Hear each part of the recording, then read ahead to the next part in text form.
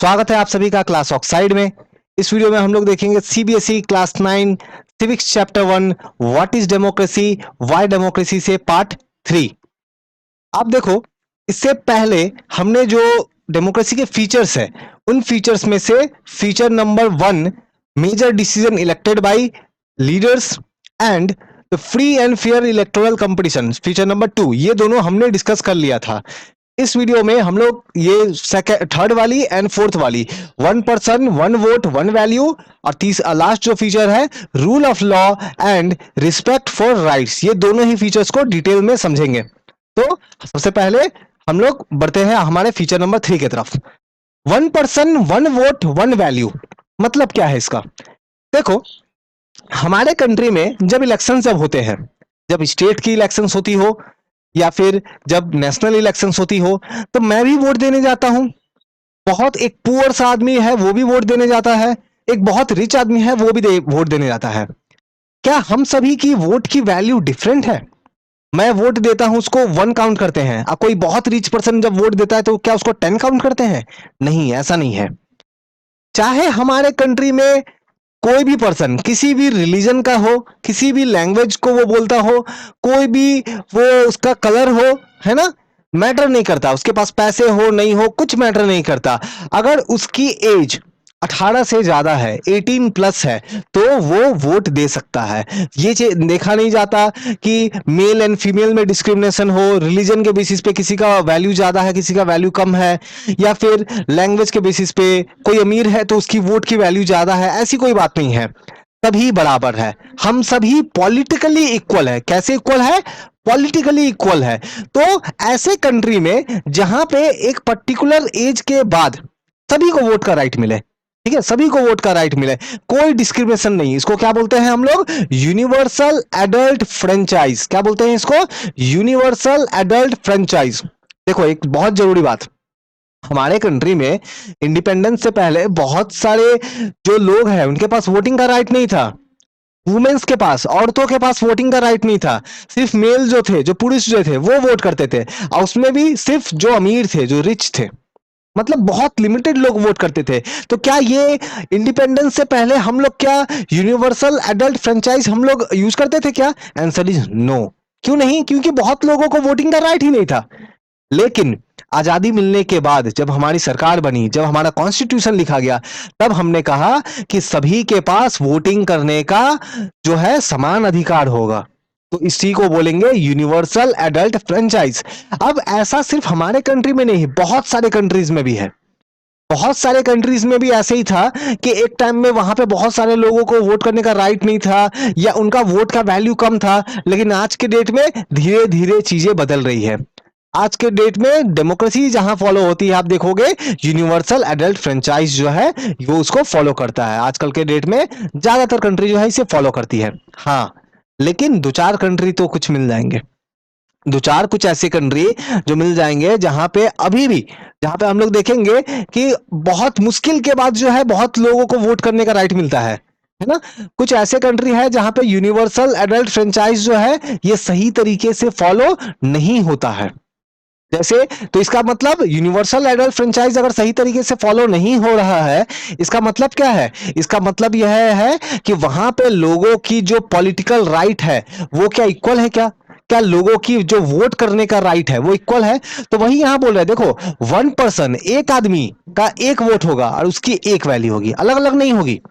कोई भी एक आदमी ले लो, कोई भी एक आदमी ले लो, उसका जो वोट होगा उसको एक काउंट करेंगे, और वो वोट की जो वैल्यू जो होगी वो सेम होगी। एग्जाम्पल समझते हैं हम लोग। जैसे यहां एक एग्जाम्पल आप देखो लाइक कभी जब इस तरह के एग्जाम्पल्स हम लोग जब देखते हैं तो काफी हम लोग लाइक सोचते हैं कि क्या सच में ये 21st सेंचुरी है। आप सोचो, सऊदी अरेबिया में 2015 तक वुमेन्स के पास जो है वोट करने का राइट नहीं था। आप सोच सकते हो, 2015, अभी कितना है 2022। कुछ सालों पहले तक सऊदी अरेबिया में जो वुमेन्स जो है, जो औरतें जो है, वो वोट नहीं कर पाती थी। इसी तरीके से एक और कंट्री है एस्टोनिया। एस्टोनिया नाम का एक कंट्री है। एस्टोनिया जो है, यहां पे क्या सिस्टम है कि देखो, एस्टोनिया में जो लोग हैं, जो लोग रहते हैं, वहां पे कुछ ऐसे लोग भी जो है जो रशियन लोग रहते हैं, रशियन माइनॉरिटी लोग, मतलब वहां पे जो लोग हैं वो कुछ लोग ऐसे लोग भी हैं जो रशियन बोलने वाले हैं, तो एस्टोनिया के ही लोग, ऐसा नहीं कि विदेश के लोग हैं वो लोग, है वो लोग एस्टोनिया कंट्री के ही लोग हैं, लेकिन उनकी लैंग्वेज वगैरह जो है वो रशियन है, वो रशियन लोग है ना। मान लो कोई रशिया का आदमी था, उसके ग्रैंडफादर या ग्रेट ग्रैंडफादर वो लोग अगर मान लो आ गए, है ना, अब फिर वहां पे एस्टोनिया में बस गए, वहीं पे फिर उनके बच्चे हो गए, वो लोग फिर आ गए, तो वो तो एस्टोनिया के लोग हैं, लेकिन उनका पास्ट तो रशियन है। तो वैसे लोगों के साथ में आप देखोगे एस्टोनिया में प्रॉपरली वोट करने का राइट उनको नहीं दिया जाता, बहुत डिफिकल्ट होता है उनके लिए to get right to vote. तो आप देखो ऐसा कंट्री है ना। एक और कंट्री है फिजी, एक और कंट्री आप देखो फिजी। फिजी के बारे में बहुत इंटरेस्टिंग सी बात बताता हूँ। फिजी में बहुत सारे आप ऐसे लोग देखोगे जिनके जो ग्रेट पेरेंट्स है, जो ग्रेट ग्रैंड पेरेंट्स है या ग्रैंड पेरेंट्स है वो इंडियन है। फिजी में बहुत सारे इंडियन भी रहते हैं। आप सोचोगे कि फिजी में क्यों रहते हैं इंडियन इतने सारे, क्योंकि जब इंडिपेंडेंस से पहले बहुत सारे इंडियन लोगों को ब्रिटिशर्स ने वो फिजी लेके गए थे काम करवाने के लिए, है ना, फिजी में, मॉरिशस में, ठीक है। तो हमें जो है काम करवाने के लिए, इंडियन लोगों को काम करवाने के लिए फिजी में लेके गया हुआ था। अब वहां पे हम लोग देखेंगे तो देखो फिजी में यानी कि दो तरह के लोग, जो ऑलरेडी वहां रहते हैं वो, और दूसरे कैसे लोग, दूसरे वैसे लोग जिनको ब्रिटिशर्स ने, जिन इंडियन पीपल को ब्रिटिशर्स ने फिजी लेके गए थे काम करवाने के लिए। अब जब ब्रिटिशर्स चले गए तो वो जो इंडियन पीपल है वो फिजी में ही बस गए। वो जो इंडियन पीपल जिनको आज से 60 साल, 70 साल, 80 साल, 100 साल पहले फिजी में लेके गए हुए थे ब्रिटिशर्स जो है, वो वहीं बस गए। उनके फिर बच्चे हो गए, वो लोग भी वहीं बस गए, वहीं रहने लगे, वहीं की लैंग्वेज बोलने लगे। लेकिन उनके साथ डिस्क्रिमिनेशन होता है फिजी में। फिजी में देखोगे, फिजी का इलेक्टोरल सिस्टम कुछ ऐसा है कि जो फिजी का एकदम ओरिजिनल, जो फिजी का पीपल है, जो एकदम फिजी में ही जो पैदा हुआ है, जिसके पापा दादा दादी मम्मी पापा सब कुछ जो है फिजी में पैदा हुआ है, वैसे लोगों को क्या बोल रहे हैं, इंडिजीनियस फिजी। तो ये जो इंडिजीनियस फिजी जो है, इनकी वोट की वैल्यू ज्यादा है। और जो इंडियन फिजी है, इंडियन फिजी मतलब ऐसे लोग जो इंडिया से ब्रिटिशर्स जिनको लेके गए थे, तो वैसे इंडियन फिजियन की अगर हम लोग बात करें, फिजी में रहने वाले लोगों की, तो उनकी वोट की वैल्यू कम है। तो देखो एक कंट्री में दो तरह का वोटिंग सिस्टम चल रहा है, कुछ लोगों को वोटिंग का पावर ज्यादा है, कुछ लोगों को वोटिंग का पावर कम है। सऊदी अरेबिया में आप देखो वुमेन्स को वोटिंग का राइट ही नहीं मिला 2015 तक, है ना, अभी भी बहुत सारे राइट्स वहां पे नहीं मिलते हैं उनको। तो ये देखो, क्या ये डेमोक्रेसी है क्या? नहीं, डेमोक्रेसी नहीं है। अच्छा, आपसे एक सवाल पूछता हूं, सऊदी अरेबिया की कैपिटल क्या है, बताओ तो मुझे आप। बहुत लोग मुझे पता है गलती करने वाले हो। नाउ, तो थर्ड फीचर हम लोग समझते हैं प्रॉपर्ली। तो डेमोक्रेसी के लिए बहुत ज्यादा इंपॉर्टेंट है कि वहां पे किसी कंट्री में जो लोग हैं वो लोग पॉलिटिकली इक्वल है। देखो मैं कोई बहुत रिच पर्सन, मेरे पास पैसे कम है, किसी बहुत रिच पर्सन के पास पैसे बहुत ज्यादा है, तो क्या हम लोग पैसे से अगर देखोगे तो इक्वल है क्या? नहीं, हम लोग इकोनॉमिकली इक्वल नहीं है। मैं उसके कंपेयर में पुअर हूं, है ना, या फिर कोई और दूसरा पर्सन हो सकता है वो और पुअर हो, लेकिन क्या हम लोग पॉलिटिकली इक्वल है? Answer is yes. पॉलिटिकली मैं और वो रिच पर्सन उतने ही इक्वल है ना, क्योंकि मेरी वोट की वैल्यू और उसकी वोट की वैल्यू जो है रिच पर्सन की, वो सेम है, डिफरेंट नहीं है। ठीक है। सो डेमोक्रेसी में जो भी एडल्ट सिटीजन होते हैं, जो ईच एडल्ट सिटीजन मतलब जिनका एक पर्टिकुलर एज हो गया है, 18 प्लस हो गया है, ठीक है, उनके पास वोटिंग का राइट होना चाहिए, एक वोट होना चाहिए, और ये वोट की सेम वैल्यू होना चाहिए। ठीक है, अलग अलग वोट की अलग अलग वैल्यू नहीं होना चाहिए। डेमोक्रेसी का ये फीचर नहीं है। तो ये थर्ड फीचर है डेमोक्रेसी का, कि इक्वल होना चाहिए, पॉलिटिकल इक्वालिटी होना चाहिए कंट्री में। ठीक है। नाउ नेक्स्ट हम लोग बढ़ते हैं। तो हम लोगों ने थर्ड फीचर देख लिया, that is one person one vote one value. हम लोगों ने फीचर ऑफ डेमोक्रेसी से थर्ड फीचर देख लिया। अब फीचर ऑफ डेमोक्रेसी से फोर्थ फीचर हम लोग देखेंगे, कौन सी? Rule of law and respect for the rights. Rule of law and respect for the rights, ये फोर्थ फीचर है डेमोक्रेसी का। समझते हैं आगे। सबसे पहले इस टॉपिक को समझने के लिए एक एग्जांपल लेते हैं, एक एग्जांपल लेके हम लोग इसको समझेंगे। यहां किसका एग्जांपल लेंगे? तो हम लोग JANUPF, जानू पीएफ, ये एक पार्टी है, पॉलिटिकल पार्टी है ना, एक पॉलिटिकल पार्टी है, इसका एग्जांपल हम लोग लेंगे। कहां की पॉलिटिकल पार्टी है? तो आप लोगों ने नाम सुना होगा एक कंट्री का, जिम्बाब्वे। ये जो कंट्री है पहले आती थी इंडिया में क्रिकेट क्रिकेट वगैरह खेलने के लिए, आजकल तो सुनने को नहीं मिलता, लेकिन क्रिकेट पहले इनसे काफी होता था। तो ये जो जिम्बाब्वे की पार्टी है, क्या नाम है, जानू पीएफ, ZANUPF, ठीक है। तो जिम्बाब्वे, जिस तरह से हम लोग जो है गुलाम थे ना, हम लोग ब्रिटिशर्स के गुलाम थे, 1947 से पहले वो लोग राज करते थे हमारे ऊपर, वैसे ही जिम्बाब्वे वाले भी गुलाम थे। और उनको तो इंडिपेंडेंस देखो 1980 में मिला, कितना लेट, 1980 में व्हाइट माइनॉरिटी से, व्हाइट गोरे लोगों से उनको 1980 में इंडिपेंडेंस मिला। और इस इंडिपेंडेंस में, ये इंडिपेंडेंस दिलवाने को लेकर के जिम्बाब्वे के बहुत सारे लोगों ने स्ट्रगल किया। देखो हमें भी इंडिपेंडेंस क्या आराम से मिल गई क्या, हमारे कंट्री में भी बहुत सारे जो पार्टियां जो है वो इंडिपेंडेंस के टाइम में उन्होंने लड़ाई लड़ा, डंडे खाए, कईयों की मौत हो गई है ना, अनफॉर्चुनेट डेथ हो गई। वैसे ही हम लोग देखेंगे कि जिम्बाब्वे में भी जब वहां पे इंडिपेंडेंस के लिए फ्रीडम स्ट्रगल, जब वहां पे जिम्बाब्वे में जब फ्रीडम स्ट्रगल जब चल रहा था, तो वहां पे ये जो पार्टी है जैनू पीएफ जो पार्टी है, ये सबसे मेन इंपॉर्टेंट पार्टी थी, सबसे इंपॉर्टेंट पार्टी उस पूरे फ्रीडम स्ट्रगल में, ठीक है ना। तो जब फ्रीडम मिला, आफ्टर द इंडिपेंडेंस जब फ्रीडम मिला, तो क्योंकि जानू पीएफ जो पार्टी जो है ये बहुत ज्यादा इंपॉर्टेंट रोल प्ले इन्होंने किया, तो देखेंगे इसी पार्टी के जो लीडर है, लीडर का नाम क्या है, रॉबर्ट मुगाबे, ठीक है, रॉबर्ट मुगाबे लीडर का नाम है। तो रॉबर्ट मुगाबे ये लीडर थे इस जानू पीएफ पार्टी के, तो इन्होंने कंट्री को रूल करना स्टार्ट किया। इंडिपेंडेंस जब मिला जिम्बाब्वे को, तो रॉबर्ट मुगाबे ने रूल करना स्टार्ट किया कंट्री को। अब इलेक्शंस होते थे वहां पे, ऐसा नहीं कि इलेक्शंस नहीं होता था, बिल्कुल वहां पे इलेक्शंस जो है वो करवाए जाते थे, रेगुलर थे। लेकिन ये इलेक्शन में प्रॉब्लम क्या था, ये इलेक्शन बार बार यही पार्टी जीत रही थी, ये जो जानू पीएफ जो पार्टी है लगातार यही जीत रही थी, कोई दूसरा पार्टी जो है वो इलेक्शन नहीं जीत रहा था, ठीक है।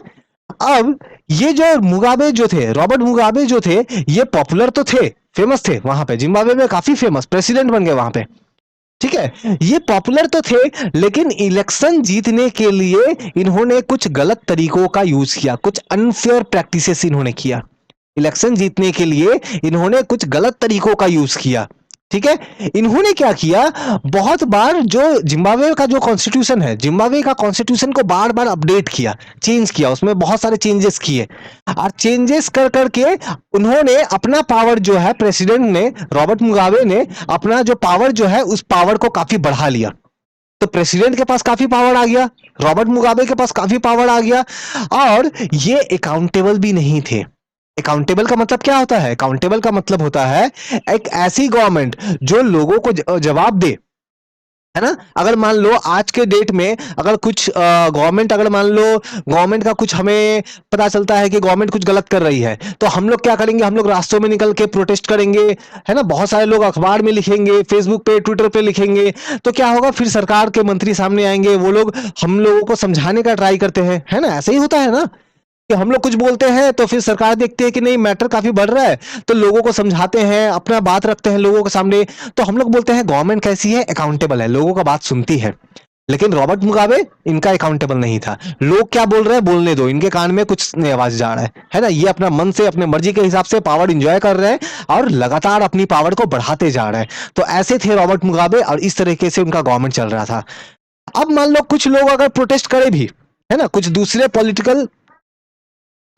पॉलिटिकल पार्टी के लोग, कुछ दूसरे ऑपोजिशन पार्टी के लोग अगर प्रोटेस्ट करे भी, तो क्या करते थे, वो जो पॉलिटिकल पार्टी के लोग थे, जो ऑपोजिशन पार्टी के लोग थे, उनको परेशान करते थे, हैरेस करते थे, उनको अलाउ नहीं करते थे, है ना। अगर प्रोटेस्ट करने जाएंगे तो पुलिस भेज के उनको पकड़ के जेल में डाल देंगे, पिटाई कर देंगे उनकी, ठीक है। तो उनको अलाउ नहीं करते थे प्रोटेस्ट करने के लिए, पब्लिक को भी अलाउ नहीं करते थे, ठीक है, उनको हैरेस करते थे, परेशान करते थे। यहां तक कि इवन जो आप जो है वहां के जो लोग जो है वो अपने प्रेसिडेंट के बारे में कुछ भी गलत नहीं बोल सकते हैं, मतलब कुछ भी आप क्रिटिसाइज नहीं कर सकते हैं। इस तरीके के रूल्स एंड रेगुलेशंस लेके आ गए ये लोग। गवर्नमेंट का भी कंट्रोल था मीडिया के ऊपर, मीडिया को पूरा एकदम अपने कंट्रोल में, मीडिया को फोर्स किया जाता था, आपको क्या बोलना है, मीडिया को बोलते थे आपको क्या बोलना है, आपको वही बोलना है जो रॉबर्ट मुगाबे की पार्टी जो है, जो जानू पीएफ जो पार्टी जो है वो बोलेगी, है ना। आपको ऑलवेज दिखाना है गवर्नमेंट सही है, ठीक है। मीडिया जो है उनको बोलते थे गवर्नमेंट सही है, आप ये दिखाओ। अपोजिशन पार्टी अगर कुछ गलत कर रहे हैं तो उसको बढ़ा चढ़ा के दिखाओ, और गवर्नमेंट कुछ गलत कर रही है तो चुपचाप उस पर रहो, कुछ मत बोलो।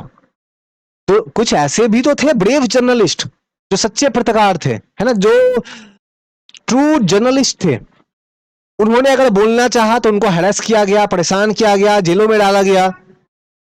वहां के इवन कोर्ट ने, जिम्बाब्वे के कोर्ट ने गवर्नमेंट के अगेंस्ट में कुछ जजमेंट दिया कि ये गवर्नमेंट तो गलत कर रही है, लेकिन गवर्नमेंट सुने नहीं सुना। गवर्नमेंट ने कुछ नहीं सुना, उल्टा वो जो कोर्ट जो थे, कोर्ट के जो जजेस थे, उनको प्रेशराइज करने लगा कि आप हमारे अगेंस्ट में क्या करो, डिसीजन इस तरह की ना दो। तो इस तरीके से हम देखते हैं कि वो लगातार वो मिस रूल कर रहे थे, है ना। फाइनली लोगों का, ऑफ कोर्स ऐसा रूल कब तक चलेगा, कभी तो एंड होगा। बिल्कुल एंड हुआ 2017 में, जब लोगों का प्रेशर बहुत ज्यादा बढ़ गया, लोग जो है वो प्रोटेस्ट करने लगे, लोग मतलब अब वो एकदम फाइट, लोग जो है जिम्बाब्वे के जो लोग थे वो इस मोड में आ गए कि अब तो इस पार या उस पार, उनको अपना कुर्सी छोड़ना पड़ा, है ना, उनको अपना ऑफिस छोड़ना पड़ा 2017 में। फिर भी सोचो 2017 में ऐसा है, तो क्या ये डेमोक्रेसी है क्या? बिल्कुल नहीं। डेमोक्रेसी में ऐसा नहीं होता। डेमोक्रेसी में बहुत जरूरी है कि देखो जो लीडर जो है वो लीडर पॉपुलर हो। मत पॉपुलर होने का मतलब क्या है कि कंट्री के ज्यादा से ज्यादा लोग उन लीडर को पसंद करते हो, है ना। डेमोक्रेसी में ये बहुत अच्छा है कि लीडर जो है पॉपुलर हो, लेकिन क्या सिर्फ पॉपुलर होने से हो जाएगा क्या? पॉपुलर तो फिल्म स्टार भी होते हैं, है ना, पॉपुलर तो फिल्म स्टार भी होते हैं, तो सिर्फ पॉपुलर होने से हो जाएगा? नहीं, क्योंकि पॉपुलर लीडर हो सकता है कैसे हो, ऑटोक्रेटिक हो। ऑटोक्रेटिक इंपॉर्टेंट वर्ड है।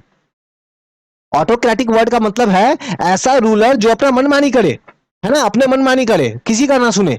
तो पॉपुलर, अगर ज्यादा पॉपुलैरिटी अगर आ गई तो क्या होगा, लीडर का वही है, दिमाग खराब हो जाएगा, है ना, तो वो अपना फिर मनमानी स्टार्ट करेंगे, क्या बोलेंगे उसको, ऑटोक्रेटिक। तो पॉपुलर लीडर ऑटोक्रेटिक भी हो सकते हैं। अगर हमें जो है देखना है डेमोक्रेसी कैसा फंक्शन कर रहा है किसी भी कंट्री में, कि डेमोक्रेसी अच्छा चल रहा है कि खराब चल रहा है, तो आप क्या काम करो, आप देखो इलेक्शन कितना अच्छा तरीके से हो रहा है ना, क्या इलेक्शन सही तरीके से हो रहा है कि नहीं, इलेक्शन में क्या कोई चीटिंग हो रही कि नहीं। सिर्फ इतना ही नहीं, यह भी बहुत जरूरी है कि आप इलेक्शन से पहले देखो और इलेक्शन के बाद भी देखो। इलेक्शन मान लो बहुत सही तरीके से हुआ, लेकिन इलेक्शन के बाद जो लोग जीत के आए हैं वो लोग कुछ काम ही नहीं कर रहे।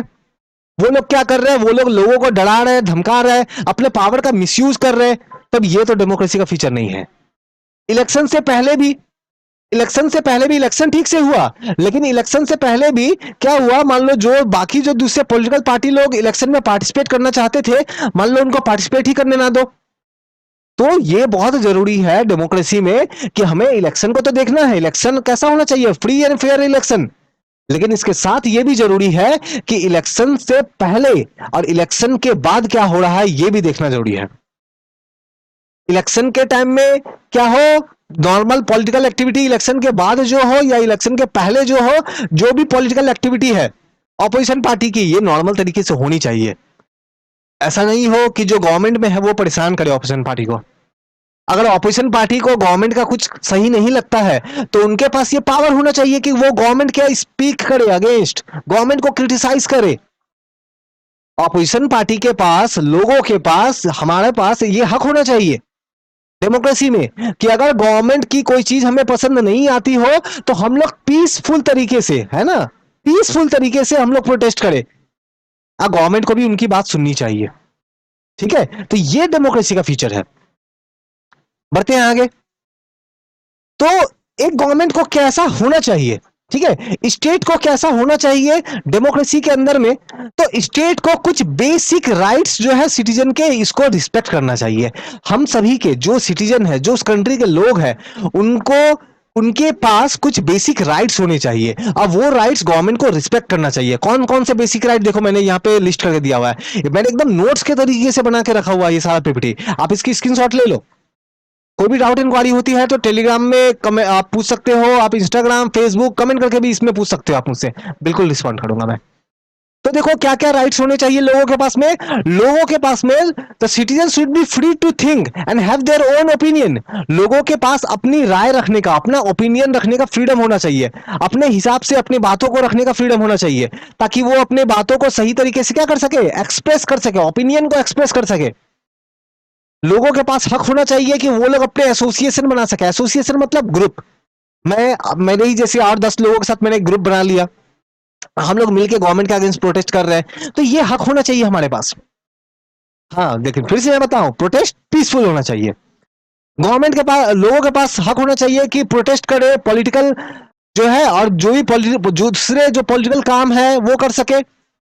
ठीक है, सभी कोई गवर्नमेंट के नजर में सभी को इक्वल होना चाहिए। जिन लोगों ने गवर्नमेंट को वोट दिया है वो भी, जिन लोगों ने उस गवर्नमेंट की पार्टी को वोट नहीं दिया है वो भी, गवर्नमेंट की नजर में सभी इक्वल होने चाहिए, है ना।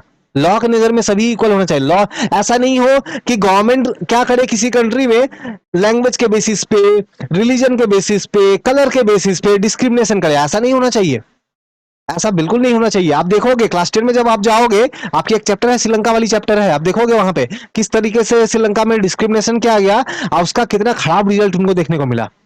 क्लास 10 में आप पढ़ोगे ये सब राइट्स जो है ये प्रोटेक्ट होने चाहिए। अब ये सब राइट प्रोटेक्ट हो रहा है कि नहीं हो रहा है, इसको देखने के लिए कौन, मान लो हमारे पास ये जो बेसिक राइट है, ये अगर मान लो गवर्नमेंट नहीं दे रही है तो किसके पास जाके कंप्लेन करें हम।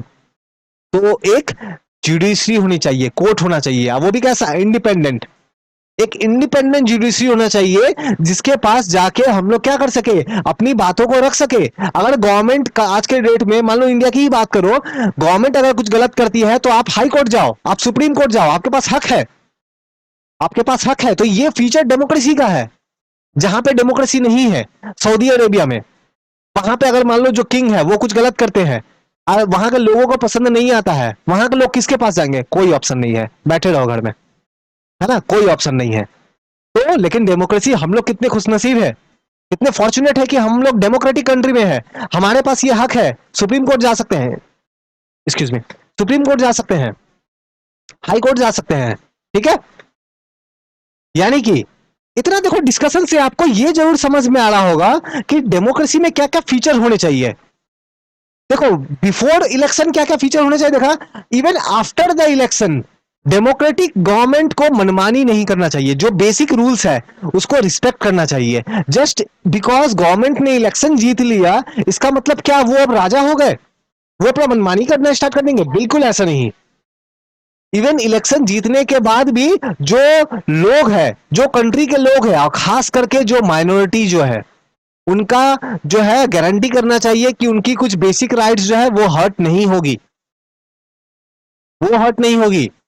डिसीजन जो है सभी लोगों को साथ में ला करके डिसीजन लेना चाहिए, क्योंकि देखो ऐसे डिसीजन, जो डिसीजन टेकिंग प्रोसेस है, इसमें आप सभी लोगों को, ऑल सेक्शन को ला करके जब ऐसे डिसीजन लोगे तो वो डिसीजन बहुत अच्छा होगा, वो डिसीजन बहुत अच्छा होगा। जो भी, जिनके पास भी कोई पावर है, ऑफिस है, वो अकाउंटेबल होने चाहिए, जवाबदेह उनका होना चाहिए। मैंने अभी अकाउंटेबल का मीनिंग समझाया आपको, वो रिस्पॉन्सिबल होने चाहिए, है ना, और कॉन्स्टिट्यूशन के अकॉर्डिंग उनको वर्क करना चाहिए। There should be independent organization having responsibility of checking working of government and their officer। और एक अलग से ऑर्गेनाइजेशन होना चाहिए जिसका काम ये हो, जो ये चेक करे कि गवर्नमेंट सही तरीके से काम कर रही है कि नहीं कर रही है। क्यों, देखो हम लोग तो देखेंगे, अगर हम लोग देखेंगे गवर्नमेंट सही तरीके से काम नहीं कर रही है तो गवर्नमेंट को कौन रोके, गवर्नमेंट कुछ गलत कर रही है तो गवर्नमेंट को कौन रोके। तो इसके लिए एक अलग से ऑर्गेनाइजेशन होना चाहिए जो गवर्नमेंट का काम पे नजर रखे, और गवर्नमेंट कुछ गलत करती हो तो उसको बताए कि आप गलत कर रहे हो। कौन, जुडिशरी। तो फोर्थ फीचर हमारी क्या है, तो डेमोक्रेसी की जो फोर्थ फीचर हो गई, वो फोर्थ फीचर क्या है, फाइनल फोर्थ फीचर है द डेमोक्रेटिक गवर्नमेंट जो है ये एक लिमिट के अंदर काम करती है। वो लिमिट कॉन्स्टिट्यूशन में लिखा होता है ना, वो डेमोक्रेटिक गवर्नमेंट जो है एक लिमिट में काम करती है। तो ये लिमिट जो है, ये फाइनली फोर्थ फीचर यही हमारा बताता है कि डेमोक्रेटिक गवर्नमेंट एक लिमिट में काम करती है।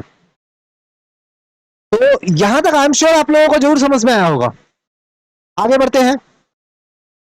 तो फाइनली हमने जो फोर्थ फीचर है, rule of law and respect for the right, rule of law and respect for the right, जो ये हमारी ये वाली जो फीचर है इसको हमने समझा। चार फीचर देख ले, बहुत इंपॉर्टेंट।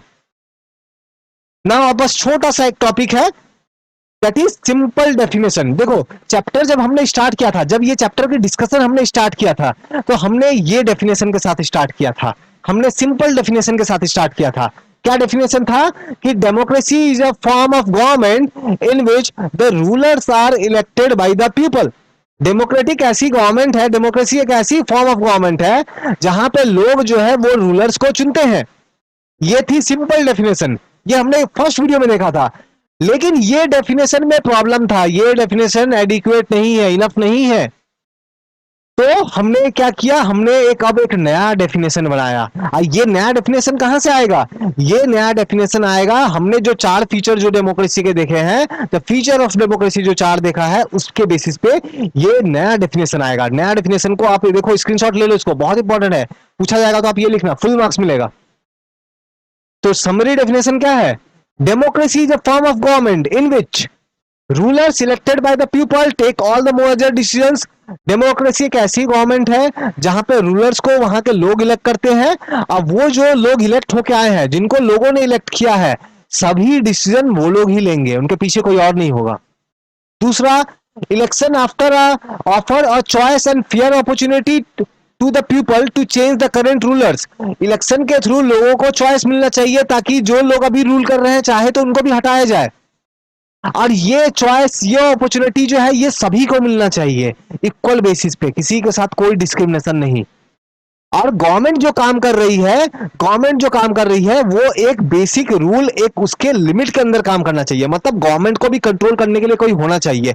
हमारी कॉन्स्टिट्यूशन कंट्रोल करती है, हमारी जुडिशरी कंट्रोल करती है। तो आपसे अगर डेमोक्रेसी का अगर डेफिनेशन पूछा जाता है तो ये वाला आपको डेफिनेशन लिखना है, ये वाला जो है, ये सिंपल डेफिनेशन नहीं लिखना है, ठीक है। तो ये हमारा डेफिनेशन तक रहा। आई होप आपको जरूर समझ में आया होगा। पार्ट 3 में हमने क्या किया, अपने जितने भी हमने हमारे जो फीचर ऑफ डेमोक्रेसी जो है, हमने इसको देख लिया है। अब आगे क्या, तो अब आगे हम लोग देखेंगे कि इसके बाद हम लोग जो है वाई डेमोक्रेसी, हमने देखो व्हाट इज डेमोक्रेसी समझ लिया, अब डेमोक्रेसी क्यों चाहिए, वाई डेमोक्रेसी, ये हमारा पार्ट 2, इसके बाद वाली जो पार्ट होगी उस पार्ट में आएगी। तो आई होप आपको समझ में जरूर आया होगा। पसंद आया हो वीडियो तो बिल्कुल लाइक कमेंट एंड शेयर करें। जैसा कि मैंने बताया, डाउट हो तो टेलीग्राम, इंस्टाग्राम, फेसबुक या फिर यूट्यूब पे कमेंट करके बिल्कुल पूछ सकते हो। Thank you.